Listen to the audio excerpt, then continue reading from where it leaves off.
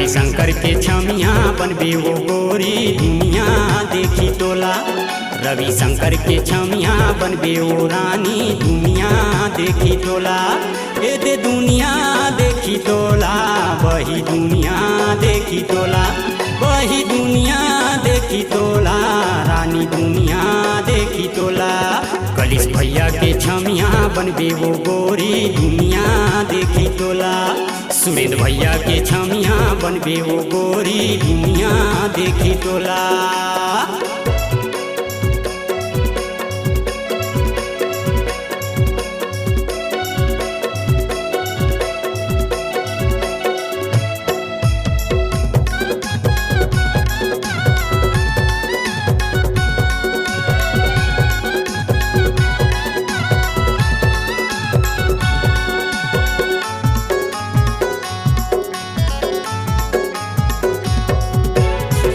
के टूरी चिकन चांदन लख राम के लचकुर हिनवो।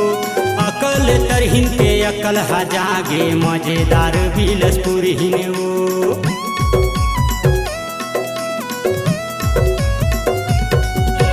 16 बरस तोरे कंचन काया, 18 बरस तोर जवानी वो। चटक मटक तोरे रेंगन रे रानी, मुँह माया जाते पानी वो। चटक मटक तोरे रेंगन रे गोरी, मुँह माया जाते पानी वो। रविशंकर के छमिया बनबे वो गोरी दुनिया देखी तोला।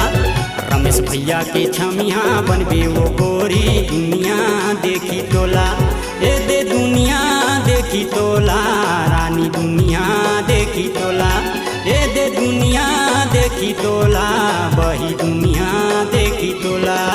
रविशंकर के छमिया बनबे वो गोरी दुनिया देखी तोला। सुरेंद्र भैया के छमिया बनबे वो गोरी दुनिया देखी तोला।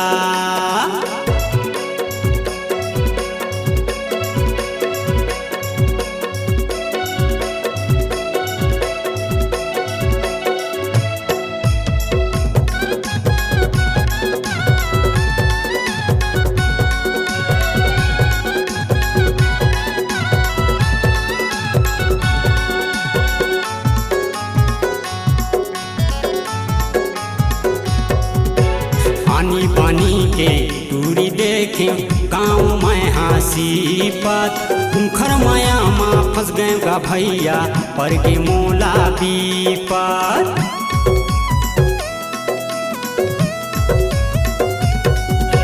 कन्हा ले झूले बेनी तोरे, मारे डार बेकाओ। मांगे माया देवच नहीं, अचार डार बेकाओ। मांगे माया देवच नहीं, अचार डार बेकाओ।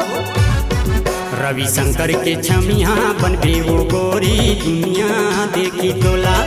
रमेश भैया के छमिया बनबे वो गोरी दुनिया देखी तोला। ए दे दुनिया देखी तोला, रानी दुनिया देखी तोला। ए दे दुनिया देखी तोला, वही दुनिया देखी तोला। रविशंकर के छमिया बनबे वो गोरी दुनिया देखी तोला। सुरेंद्र भैया के छमिया बनबे वो गोरी दुनिया देखी तोला।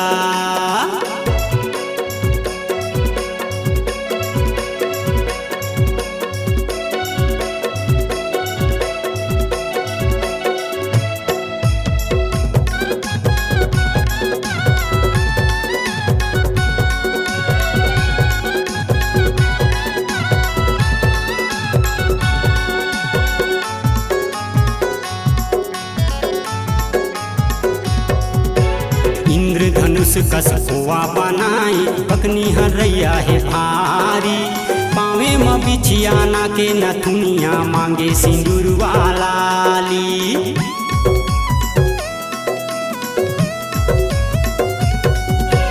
लिच लिच डोले कनिहा तोरे, हावच टूरी गोरी नारी। लख राम के रहैया रानी, बना ले मोला संगवारी। लख राम के रहैया रानी, बना ले मोला संगवारी। रविशंकर के छमिया बनबे वो गोरी दुनिया देखी तोला। रमेश भैया के छमिया बनबे वो गोरी दुनिया देखी तोला, ए दे दुनिया देखी तोला, रानी दुनिया देखी तोला, ए दे दुनिया देखी तोला, बही दुनिया देखी तोला। रविशंकर के छमिया बनबे वो गोरी दुनिया देखी तोला, कलिश भैया के छमिया बनबे वो गोरी दुनिया देखी तोला, अजित भैया के छमिया बनबे वो गोरी दुनिया देखी तोला, सुरेंद्र भैया के छमिया बनबे वो गोरी दुनिया देखी तोला। बनाइए अपनी एक खास पहचान, अपनी आवाज को दीजिए एक नया आयाम, तो याद रखिए एक ही नाम, Upasana studio. Upasana studio digital multitrack audio video recording, Bijju sound service Pali, जिला कोरबा, छत्तीसगढ़।